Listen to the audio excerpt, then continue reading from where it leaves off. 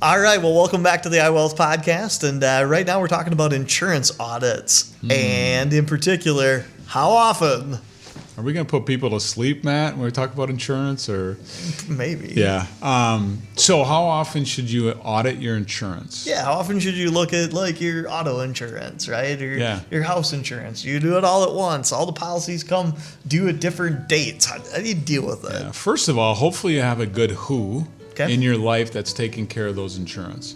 You know, we work with life insurance and long-term care and stuff, but on the property casualty side of things, which is your auto owners and homeowners and things, I think every 3 years. I think at least every 3 years you should be sitting down for a half hour or 45 minutes with your insurance agent going through it.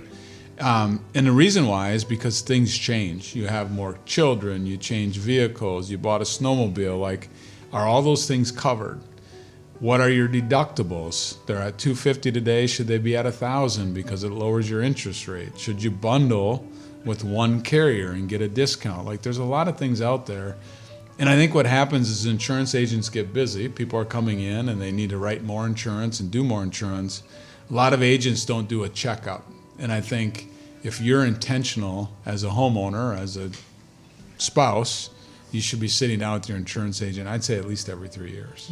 Would you recommend to do a audit of your will at the same time? Or is that just a little bleak when you're dealing with all of the worst stuff that could happen to you, and then you turn around and then you go look at your will, right? Well, we might as well are we separating those two things, or are we smashing them all together? Should we throw some life insurance in there too? Yeah, like all of that. Do we deal with it all at once and go into kind of... No, don't do it, because you won't. If you had to, you won't deal with it, because most people won't, because it's just too big of undertaking.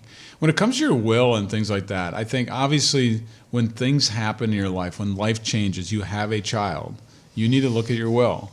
When your children are of age, you need to look at your will.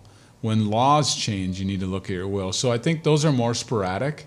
I think having a relationship, maybe every 5 years or something, if nothing's changed, you just visit for a half hour with your lawyer and say, do we need to update it? Is there anything changes? Or like, be proactive. That makes sense. But when it comes to car insurance and things like that, I think every 3 years. Comes to life insurance, same thing. Like, the nice thing about working with your financial advisor as your insurance agent as well is you're normally meeting once a year with your advisor to go through your investments, to get an update on how they're doing and things like that. If they're also doing your life insurance and long-term care, then you can have that update once a year too, which is great. But I've seen people that have gone 10, 15, 20, 30 years and have a life insurance policy, and it just sits there. They keep paying for it. They never review it. Yeah. It had an intent 10 years ago. Then that same intent isn't there today, you know? Very cool. All right. Well, there you go. Now we know something more about how often you should look at all your insurance and your will every 5 years. That's what we learned. You bet. We'll see you back here next time on the iWealth podcast. Thanks, Matt.